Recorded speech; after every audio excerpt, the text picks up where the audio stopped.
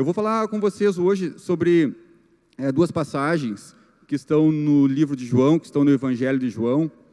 E João, como os outros evangelistas, quando escreveu o seu livro, quando ele escreveu o seu Evangelho, ele tinha um propósito definido em sua mente. Quando ele sentou para escrever o seu livro, ele tinha um objetivo, como os outros evangelistas também tinham.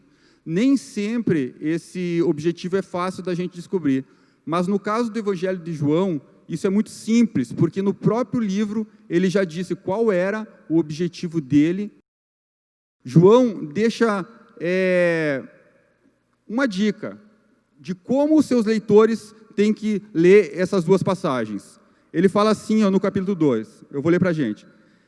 Estando ele em Jerusalém, Jesus em Jerusalém, durante a festa da Páscoa, muitos, vendo os sinais que ele fazia, creram no seu nome, mas o próprio Jesus não se confiava a eles, porque os conhecia a todos.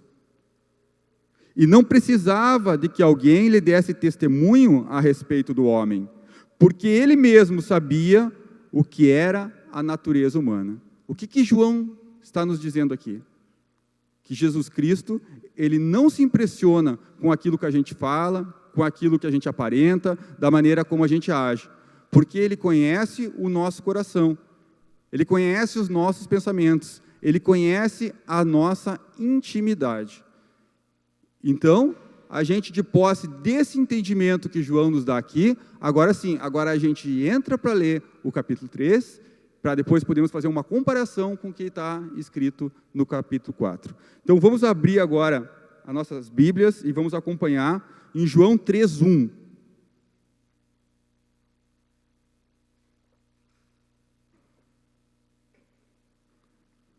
João capítulo 3, no versículo 1. A palavra diz assim ali: E havia entre os fariseus um homem chamado Nicodemos, príncipe dos judeus. Olha aqui para mim.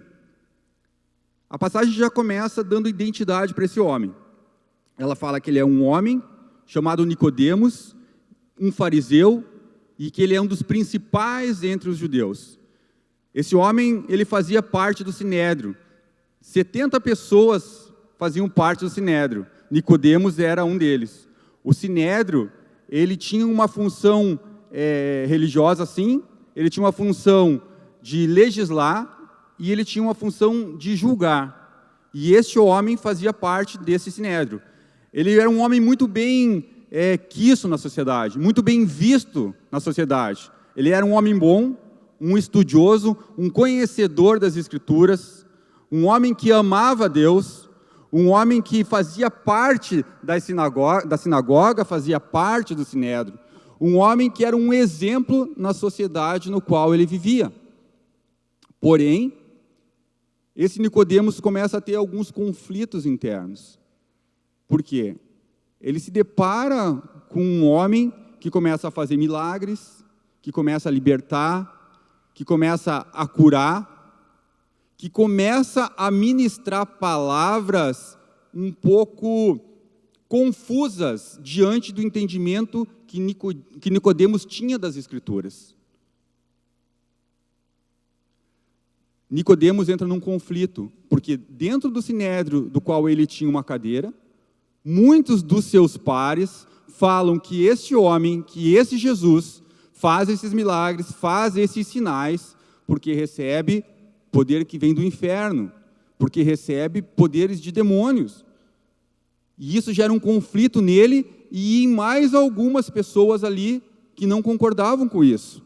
Porque eles ouviam uma coisa dos seus pares falando, dos outras pessoas dentro das sinagogas, ou mesmo no Sinédrio, mas eles viam que Jesus fazia algo diferente daquilo que era falado. Então, provavelmente, esses que pensavam diferente, meio às ocultas, se reuniram e falaram: a gente vai ter que conversar com esse Jesus para ver exatamente o que ele pensa, quem ele é, qual é os ensinos que ele está trazendo. Então, provavelmente elegeram um, e este foi Nicodemos, que foi conversar com Jesus. Muitas vezes a nossa visão daquilo que a gente pensa, às vezes somos criados dentro de certas tradições, e quando nos deparamos com algo que é diferente daquilo que sempre pensamos, daquilo que sempre fomos ensinados, aquilo é um pouco difícil para nós mudarmos. Mas quando a gente se depara com esse tipo de coisa, a melhor solução é fazer como Nicodemos fez. Vai e conversa com Jesus. Pergunta para ele o que é certo e o que é errado, para que ele venha com a sua palavra, com o seu ensino, trazer esclarecimento aonde há dúvida. Então, havia entre os fariseus um homem chamado Nicodemos, príncipe dos judeus. No 2, Nicodemos vai abordar Jesus agora. Este, de noite, para aqui, muitos teólogos entendem que Nicodemos foi conversar com Jesus à noite, e isso está explícito aqui, por receio de ser visto por outras pessoas da sociedade, ou mesmo por outras pessoas do Sinédrio, conversando com Jesus. Não ia soar muito bem um membro do Sinédrio, um estudioso das Escrituras, e tirar dúvidas teológicas com o filho do carpinteiro, com um Jesus que pairava sobre eles muitas dúvidas. Este de noite foi ter com Jesus e disse-lhe: Rabi, sabemos que és mestre vindo da parte de Deus, porque ninguém pode fazer estes sinais que tu fazes, se Deus não estiver com ele.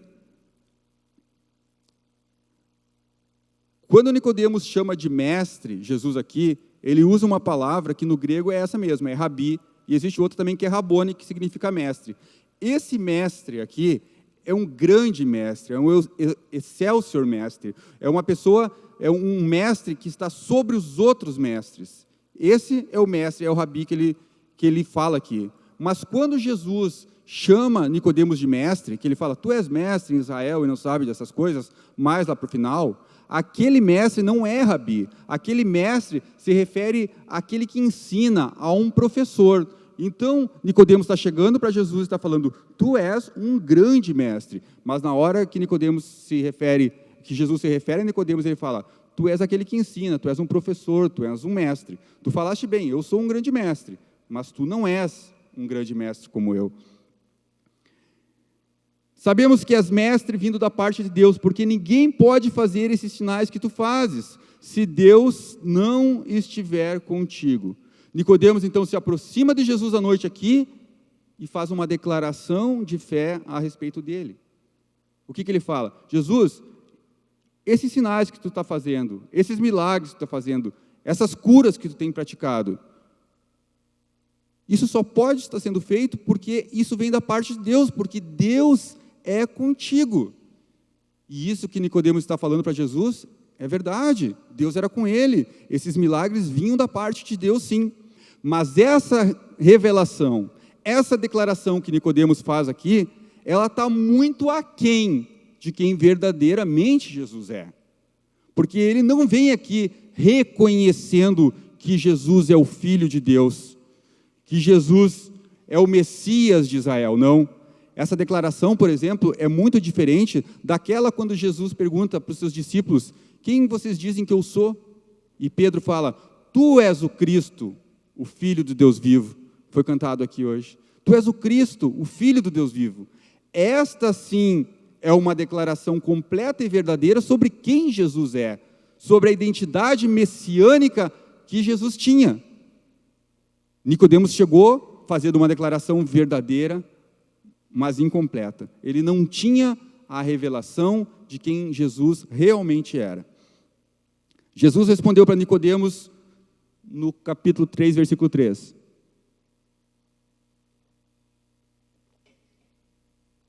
Em verdade te digo, que se alguém não nascer de novo, não pode ver o reino de Deus. Jesus está falando para Nicodemos, Nicodemos, tu disseste a verdade sobre mim, mas eu te digo uma coisa, tu precisa nascer de novo para fazer parte do meu reino.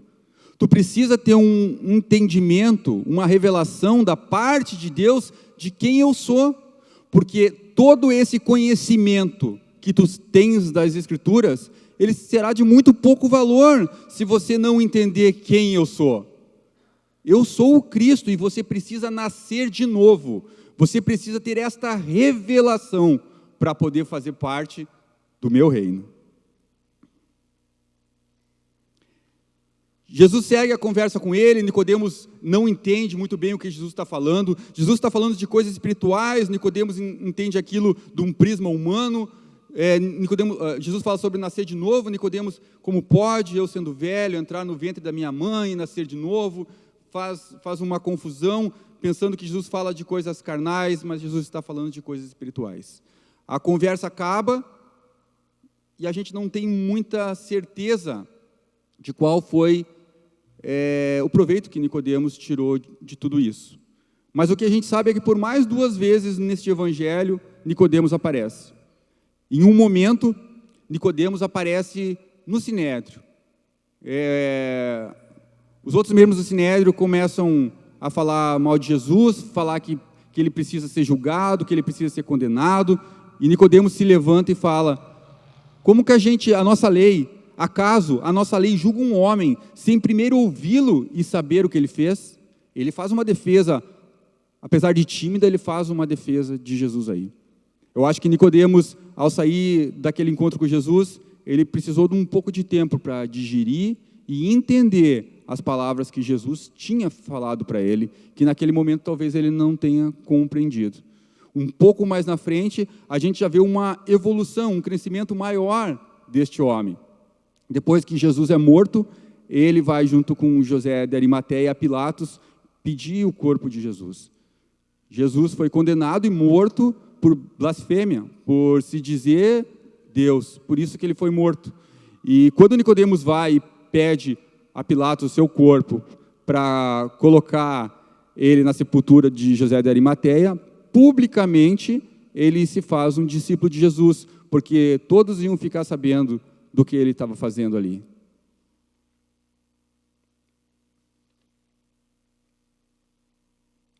Vamos entrar no próximo capítulo. Eu quero que vocês coloquem no capítulo 4 e segurem aí um pouquinho.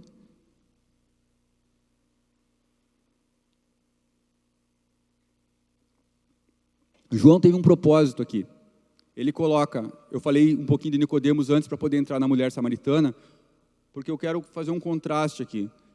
E era o que João queria fazer. Ele quis fazer um contraste entre Nicodemos e a mulher samaritana, para que os seus leitores, principalmente os judeus, ao se depararem com este contraste, pudessem refletir sobre o que ele estava escrevendo aqui. O contraste que a gente pode colocar aqui eu coloquei 6. Primeiro, Nicodemos é apresentado como alguém que tem uma identidade. A palavra diz que ele era um fariseu, que ele era um homem, que ele era um dos principais entre os judeus. Quando a gente vai no capítulo 4 e vê a mulher samaritana, é apenas isso que fala sobre ela. Uma mulher samaritana. Alguém que tinha uma identidade e alguém que não tinha uma identidade. Outro contraste, Nicodemos era um homem, a mulher samaritana, uma mulher. Isso pode parecer pouco relevante nos nossos dias de hoje, mas naquela época em que as mulheres, nem na genealogia elas eram contadas, isso era alguma coisa bem importante, um contraste bem relevante entre os dois. Nicodemos é um mestre em Israel. Ele é um membro do Sinédrio e um profundo conhecedor das Escrituras. A mulher é uma ignorante a respeito das Escrituras. Ela sabe muito pouco. Ela sabe, um dia o Messias vai vir e vai nos explicar tal coisa. É um conhecimento muito superficial e um pouco até deturpado que ela tem. Nicodemos é alguém que tem uma moral elevada. Alguém que é muito bem visto na sociedade onde ele vive. O oposto total é a mulher samaritana. Alguém que é uma pessoa imoral, moral muito baixa no meio da sociedade, a ponto dela se esconder das outras pessoas, das outras mulheres, para que essas não ficassem apontando para o seu pecado, para os seus erros, para as suas falhas. Então, um homem de uma moral elevada e uma mulher sem moral. De um lado, outro contraste, nós temos um judeu e do outro lado nós temos uma samaritana. Judeus e samaritanos, eles não se davam nem um pouco. Eram dois povos que se odiavam. Isso aqui surgiu alguns séculos antes, quando houve a divisão do reino de Israel. O reino de Israel, ele foi dividido em duas porções. Uma que ficou ao sul, chamada de Reino de Judá, e uma ao norte, o Reino de Israel. E por causa dessa divisão, Jeroboão, que ficou o rei do norte, ele construiu no Reino do Norte templos, para que as pessoas que viviam no Reino do Norte não precisassem vir até o Reino do Sul para adorar a Deus, porque Jerusalém, o templo, ficou no Reino do Sul, e ele não queria que as pessoas do seu reino fossem o outro reino para adorar a Deus. Então construiu altares a Deus lá. Só que esses altares, além de Deus, Jeová, do Deus verdadeiro, haviam outros deuses que também eram adorados ali. E isso foi um problema muito grande. Essa ruptura que houve entre esses povos, a divisão do reino, que já deu esse cisma, essa adoração a falsos deuses, e para completar depois, esse povo do Reino do Norte, ele é levado cativo para a Síria. E os assírios, eles tinham como administração daqueles seus cativos, de miscigenarem ele com outros cativos, com outros povos que estavam sobre o seu domínio. Misturavam famílias, e nisso levavam um sincretismo religioso. Outros povos tinham outros deuses que eram misturados no meio do povo de Israel e eram acolhidos como um Deus também. Outras culturas, e eles foram se miscigenando. E quando retornaram do cativeiro, já era um povo muito diferente daquele povo antes do cativeiro. E isso levou uma separação grande entre os judeus e os samaritanos. Agora, você imagina um leitor da época de João, um judeu, que vai ler esse evangelho, que vai se deparar com o que está escrito aqui. Ele pega lá o evangelho de João e diz, vamos ver o que João fala aqui sobre esse Jesus. Aí ele lê lá no capítulo 2, no capítulo 1 ele fala, o verbo se fez carne, tá ok. No capítulo 2, Jesus faz um milagre, transforma a água em vinho, impressionante, ele pensa, realmente Deus está com esse homem para fazer tais sinais. No capítulo 3, ele se depara com Nicodemos, um representante meu aqui, um representante judeu, vamos ver o que acontece aqui. Nicodemos vai falar com ele de noite, Jesus fala algumas coisas para ele, fala que ele precisa nascer de novo, parece que ele não entende muito bem o que Jesus quer dizer para ele, a conversa acaba, ok. E no capítulo 4 ele entra, Jesus falando com uma mulher aqui. A maior conversa que Jesus tem com uma pessoa em toda a Bíblia é com essa mulher. Esse judeu se depara, Jesus conversando com uma mulher, e uma mulher samaritana ainda. E Jesus vem ministrar sobre a vida dessa mulher, para que ela venha a ser liberta e venha a ser curada. Ele vem trazer a salvação de Deus para a vida de uma mulher samaritana. Isso era um choque para um judeu. Não, aí já é demais. Porque os judeus e os samaritanos se odiavam. Os judeus esperavam que o Messias ia vir e ia destruir os povos inimigos de Israel. E por onde ele começaria? Por Samaria. Isso abalaria as estruturas daqueles judeus que estivessem lendo o Evangelho de João. E fariam eles refletir sobre isso. Capítulo 4, versículo 3. Capítulo 4, versículo 3. Vamos falar então sobre a mulher samaritana.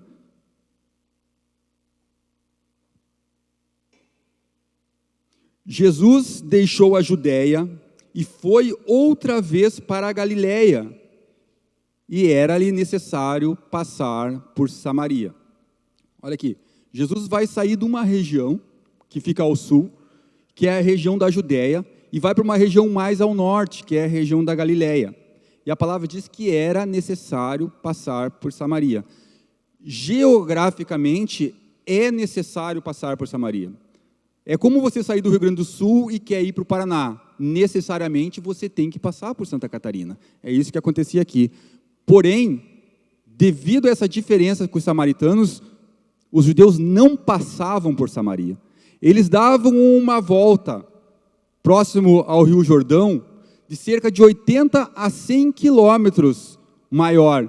Isso era feito a pé, não era feito de carro. De carro rapidinho tu faz. Isso era feito a pé, só para não passar por território samaritano.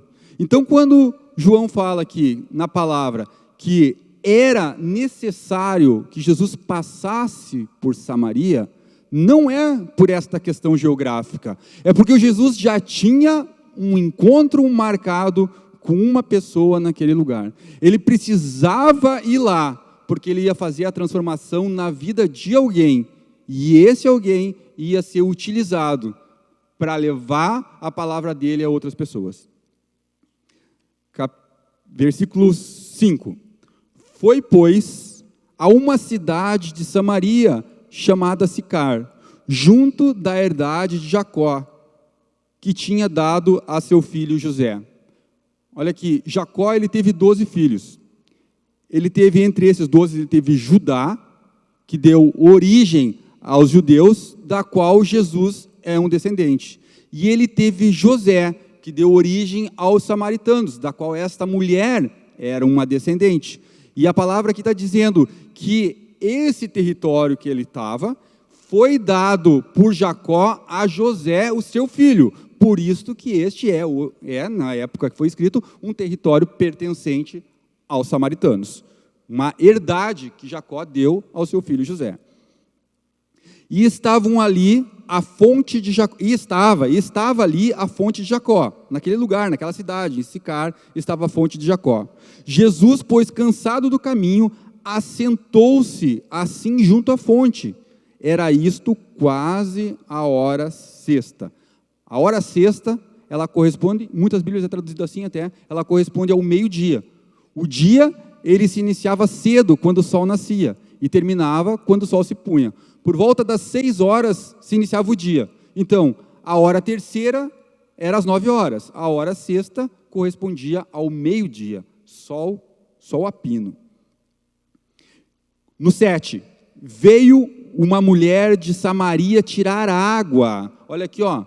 Meio-dia, sol a pino. A palavra diz que veio uma mulher de Samaria tirar água. Algo totalmente incomum. As mulheres não vinham esse horário para tirar água. Em pleno sol escaldante do deserto, vir para tirar água era uma coisa impensável. As mulheres, geralmente em grupos, elas vinham cedo da manhã, quando ainda era fresco, para tirar água. Elas vinham em grupos porque elas se sentiam mais protegidas, né, contra o ataque de qualquer pessoa, e cedo da manhã porque era mais fresco. E faziam daquele momento até um momento social, onde elas conversavam, onde elas botavam as conversas em dia. Então, veio uma mulher de Samaria tirar água. Disse-lhe Jesus: dá-me de beber. Jesus disse para aquela mulher: mulher, dá-me de beber. Jesus quer fazer algo na vida dessa mulher. Jesus quer fazer uma transformação muito grande na vida dessa mulher. Mas antes que ele faça qualquer coisa, ele chega para ela e fala: dá-me de beber. Muitas vezes Jesus quer fazer uma transformação na nossa vida. Mas antes de ele fazer essa transformação, ele nos pede: dá-me isso, deixe isso nas minhas mãos, e tu vai ver a transformação que eu vou fazer na tua vida. Não foi assim na multiplicação dos peixes, 5 pães e 3 peixinhos? Dá-me esses pães e esses peixes. E sobrou 12 cestos da multiplicação que ele fez. Quando Jesus, no capítulo 2 aqui, ele faz a transformação da água em vinho. O vinho tinha acabado. dá-me as talhas cheias de água. Às vezes Jesus nos pede coisas que nós temos que abrir mão para que ali na frente Ele possa fazer uma transformação na nossa vida. Então, Ele fala para ela, mulher, dá-me de beber. No 8, porque os seus discípulos tinham ido à cidade comprar comida. Os discípulos de Jesus tinham ido à cidade comprar comida. Isso aqui é algo bem intrigante, porque ele tinha 12 discípulos, eles estavam em 13 pessoas, provavelmente aqui. Jesus manda 12 homens até a cidade comprar comida para 13 pessoas. É estranho, né? Podia ter mandado 2, 3, mandou 12. Porque ele precisava ficar um tempo com aquela mulher sozinho. Ele precisava ficar com aquela mulher para que ela se sentisse à vontade, para poder abrir o coração dela para ele e falar aquilo que estava no seu íntimo, sem ninguém por perto para constrangê-la. E creio eu que Jesus teve um outro objetivo aqui também, que era trabalhar na vida dos seus discípulos. Porque os seus discípulos eram judeus.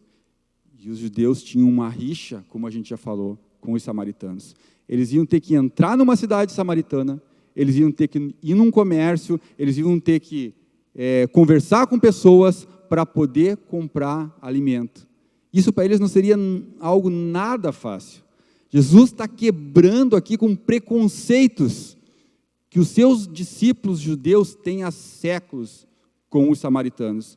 Enquanto eu trato aqui com essa mulher, vocês vão ser tratados lá, no meio deste povo. Vocês vão ver que esse povo é um povo irmão de vocês.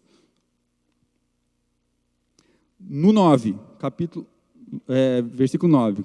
João 4, versículo 9. Disse-lhe, pois, a mulher samaritana: como sendo tu judeu, me pede de beber a mim, que sou mulher samaritana? Porque os judeus não se comunicam com os samaritanos.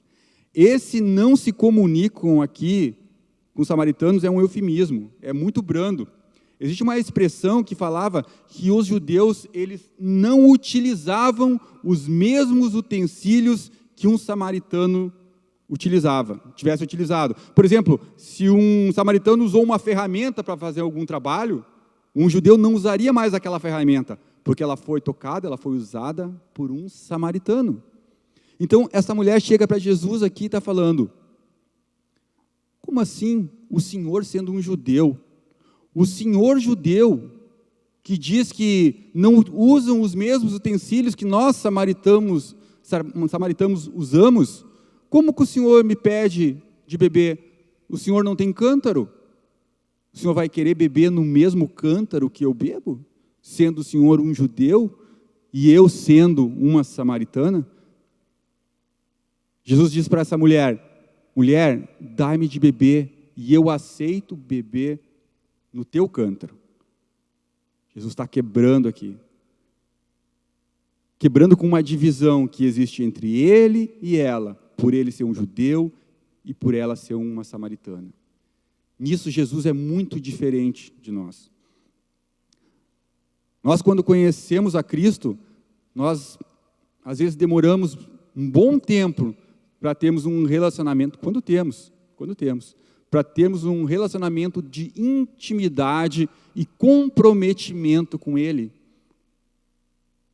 Mas Ele, quando nos conhece, Ele nos conhece hoje e já diz: eu quero beber no teu cântaro, eu aceito beber no teu cântaro, porque eu quero ter intimidade contigo, eu quero ter comprometimento contigo.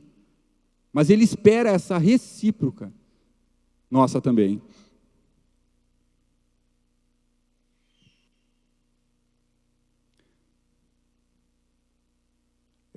No 10. É no 10. Jesus respondeu e disse-lhe: se tu conheceras o dom de Deus, e quem é que te diz, dá-me de beber, tu lhe pedirias, e ele te daria água viva. Disse-lhe a mulher: Senhor, tu não tens com que tirar água, e o poço é fundo. Onde, pois, tens a água viva? Essa mulher aqui, ela está muito semelhante a Nicodemos nesse instante aqui. Quando Jesus fala para Nicodemos, é preciso que você nasça de novo, Nicodemos. Nicodemos fica pensando, mas como? Eu sendo velho, entrarei no ventre da minha mãe.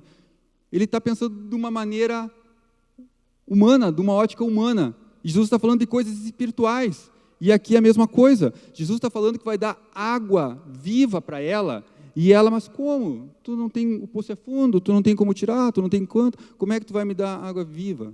E a água viva que Jesus se refere, para o que ela está entendendo aqui, é uma água corrente, uma água que flui, uma água que se renova.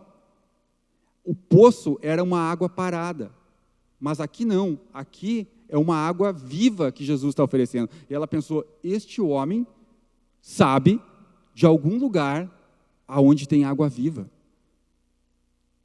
Alguma fonte, algum lugar por aqui tem água viva, e esse homem sabe o lugar. E se ele me disser aonde é esse lugar, eu resolvo meus problemas. Porque não mais eu precisarei vir ao sol do meio-dia,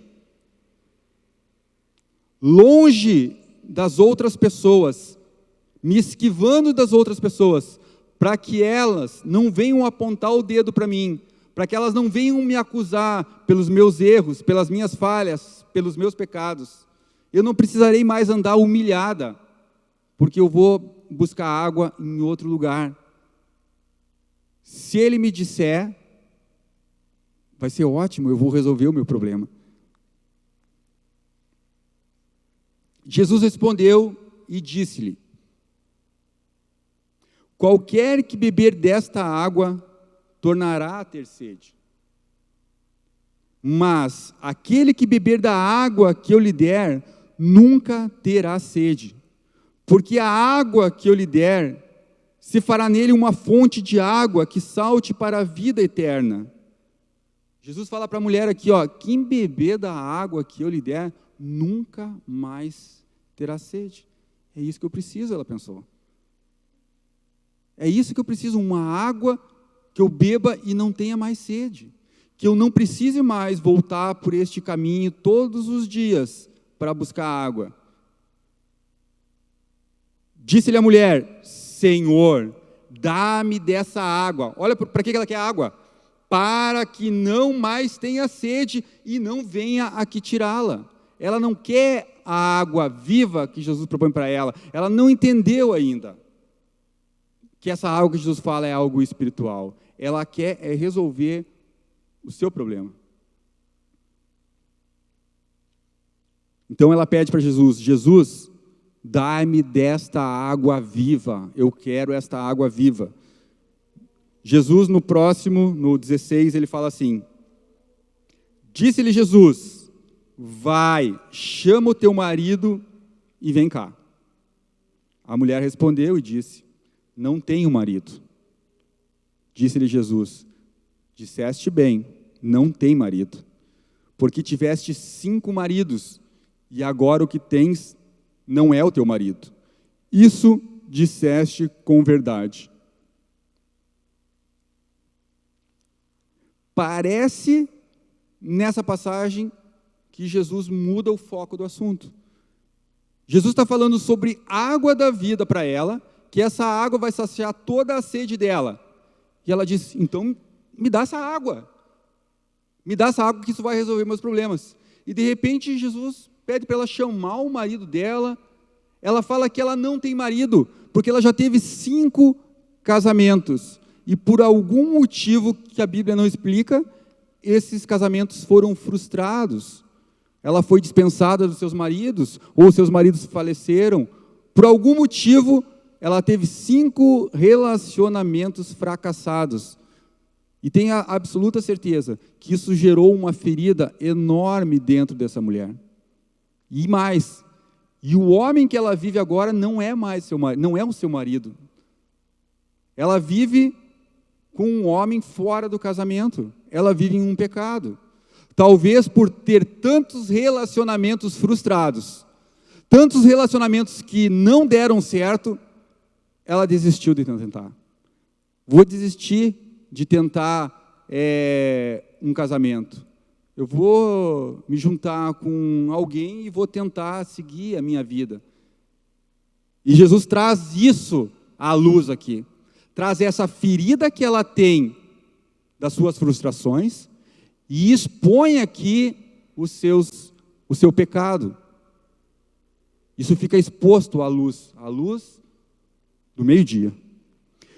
Disse-lhe a mulher: Senhor, vejo que és profeta. Claro, ele falou algo da intimidade dela. Agora ficou escancarado o porquê que essa mulher vinha ao poço ao meio-dia. Por que essa mulher tinha vergonha de vir junto com outras mulheres? Por que essa mulher andava escondida? Imagina o comentário que não era: essa aí não é aquela dos 5 maridos? Essa aí não é aquela que agora vive com um que não é o seu marido? Que horror, que pecadora. E ela tentava fugir disso, porque ela sabia da sua condição. Aí a mulher fala, no capítulo 20.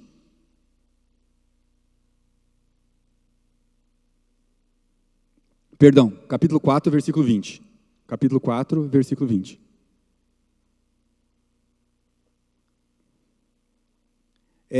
Então ela vai falar assim, ó, João 4, 20. Nossos pais adoraram neste monte, e vós dizeis que é em Jerusalém o lugar onde se deve adorar. Agora parece que quem está mudando o rumo da conversa é ela. Parece que Jesus tocou no problema dela, tocou na alma dela, Jesus expôs o pecado dela, e ela, opa, eu vou mudar o rumo dessa conversa, que isso não é um caminho bom.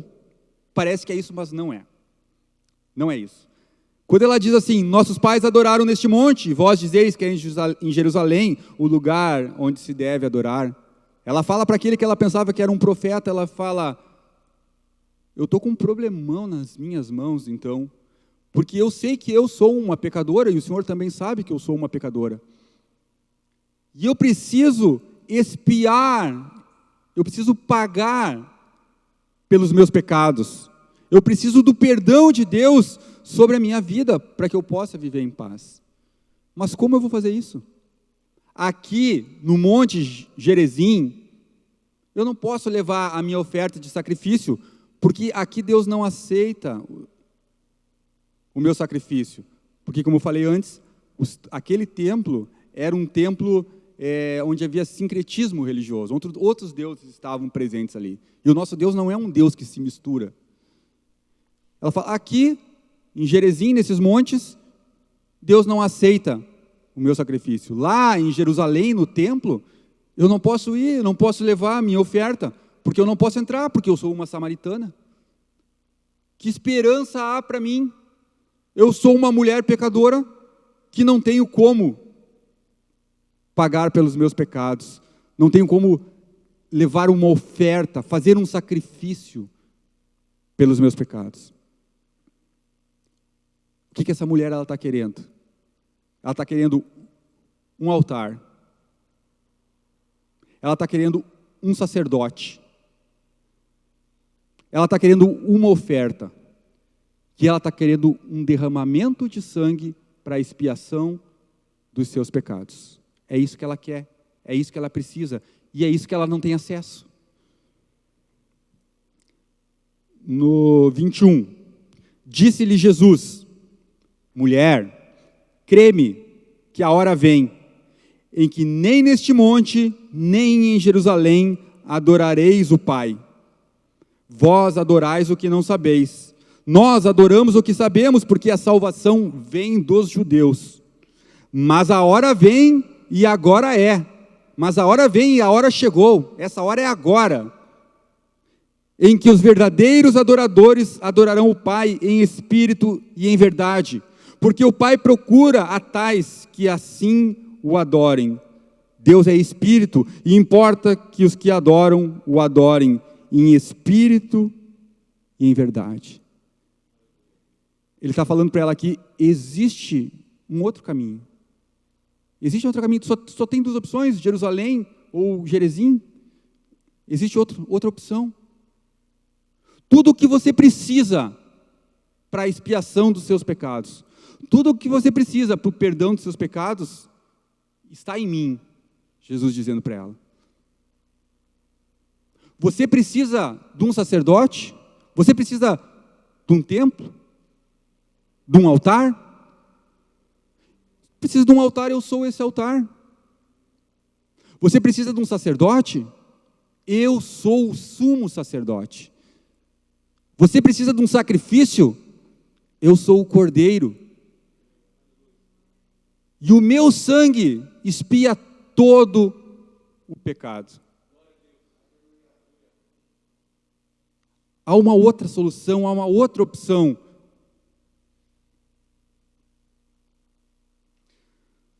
No 25,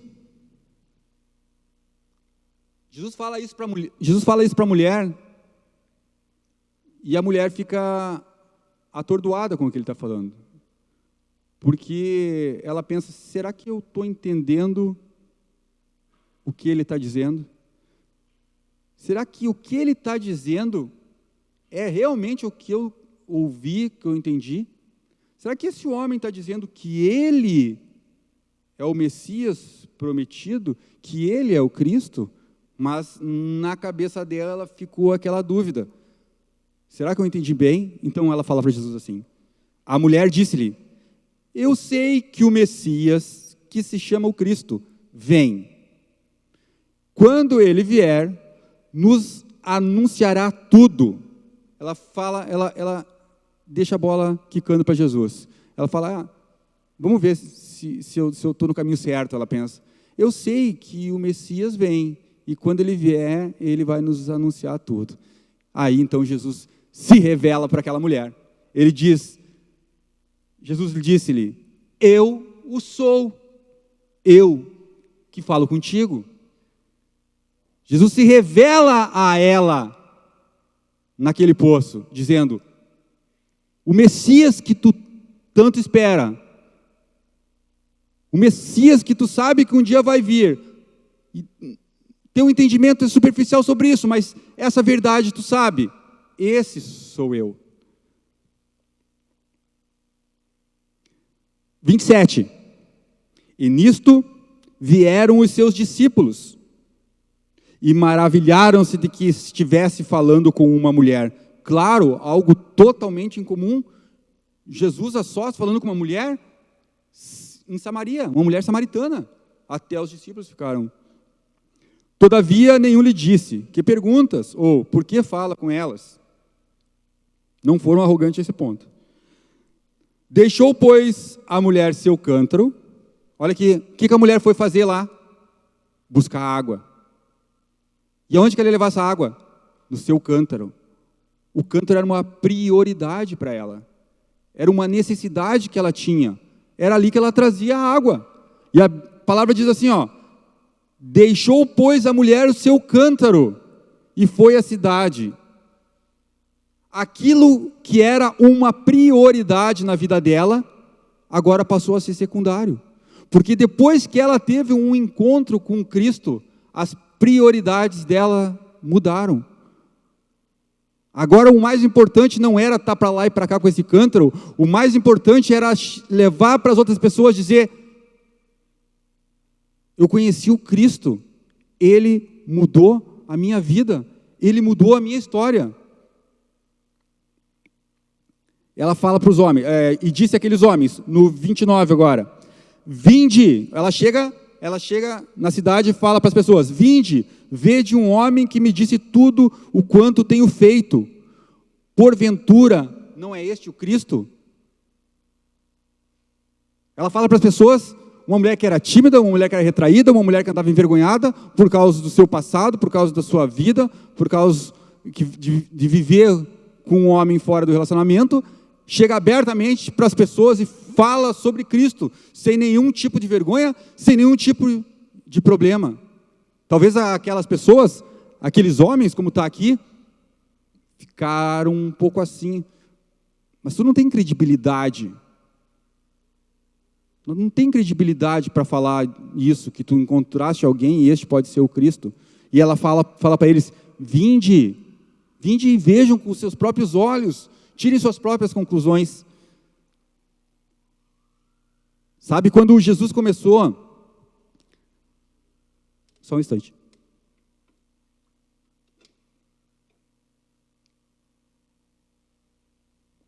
Quando Jesus começou a chamar os seus primeiros discípulos, Jesus já tinha chamado a Filipe. E Filipe vai ao encontro de Natanael.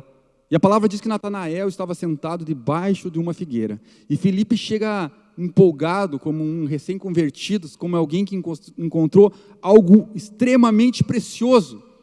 E chega para Natanael: Natanael, Natanael, encontramos o Messias. Ele é um nazareno. Natanael já faz uma cara assim de um pouco de dúvida, porque a fama de Nazaré não era boa. E ele fala: pode vir alguma coisa boa de Nazaré? Eu não sei.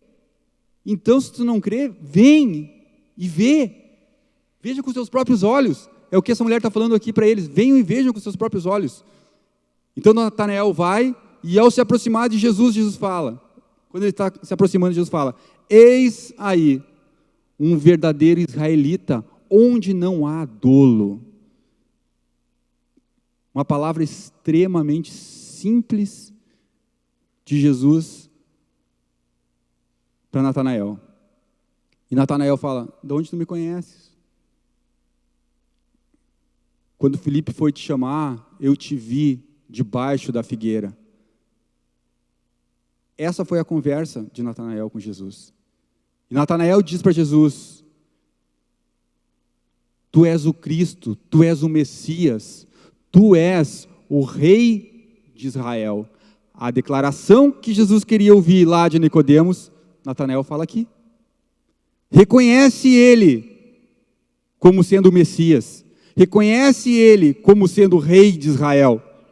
Jesus fica tão impressionado com essa declaração de Natanael, que diz: tu crês, porque eu te disse que te vi debaixo da figueira. Ele fica impressionado com aquilo que Natanael fala.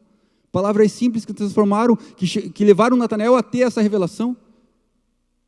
E Jesus diz para Natanael: Natanael, em verdade te digo, que coisas muito maiores do que essa tu verás. Tu verás os céus abertos e os anjos de Deus subindo e descendo sobre o Filho do Homem. Aqui essa mulher fala para esses homens isso. Venham, vejam, vamos até ele.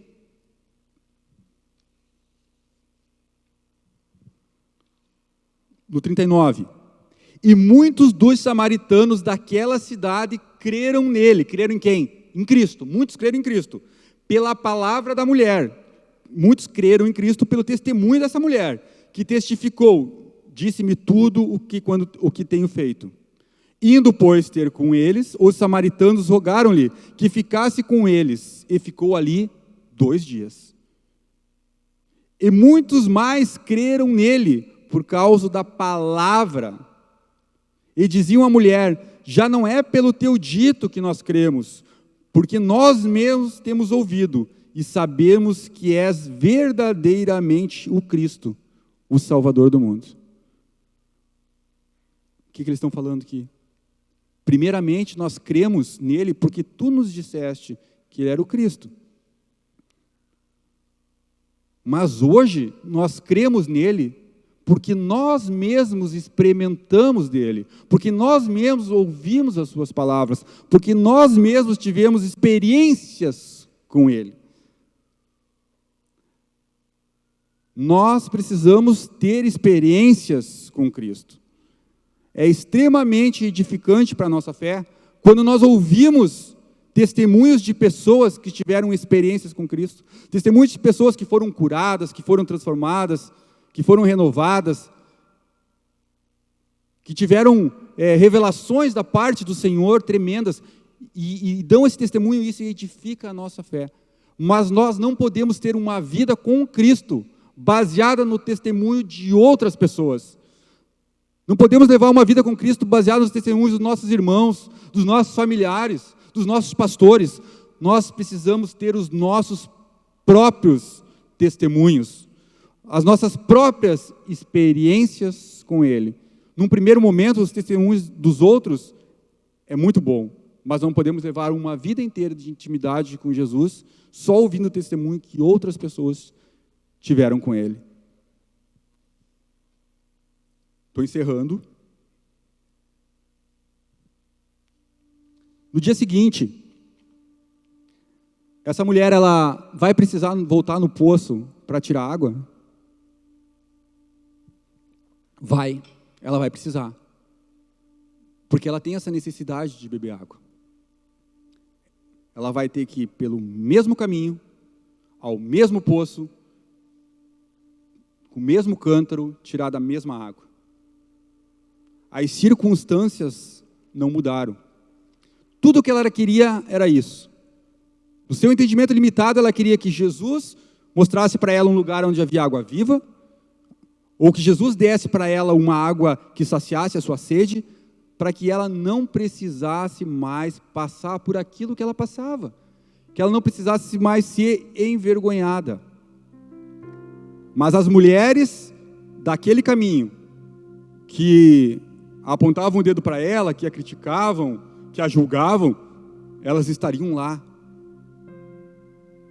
Hoje o Senhor nos oportuniza aqui, conhecendo a Ele, bebemos da água da vida, dessa água viva que Ele nos oferta. E agora tu chega em casa e amanhã tu começa a tua semana e os teus problemas estão lá, as tuas dificuldades permanecem, os teus dilemas, as tuas lutas, elas estão lá. Tu pode pensar, tá, meu irmão, e o que me adianta então eu reconhecer e aceitar a Cristo e beber dessa água viva, se as circunstâncias ao meu redor não vão mudar?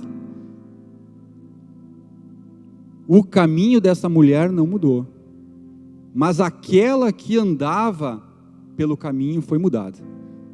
Agora ela não andava mais como alguém culpada, que tinha um peso sobre suas costas, não andava mais de cabeça baixa, derrotada, envergonhada, se esquivando em horários que ninguém ia ao poço para tirar água, para não ser confrontada com a verdade que lhe assolava, que lhe incomodava.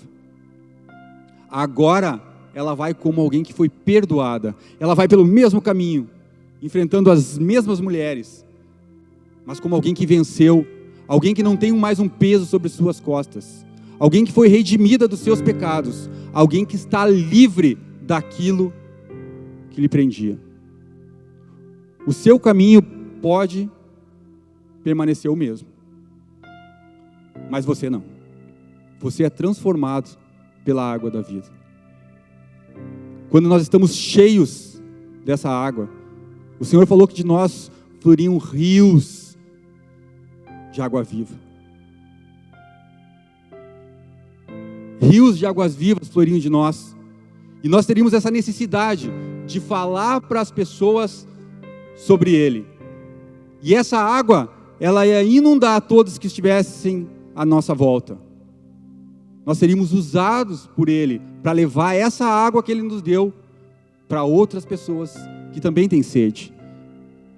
Essa mulher foi usada por Jesus para levar dentro de um território em qual os judeus tinham muita dificuldade de entrar, levar a salvação àquelas pessoas.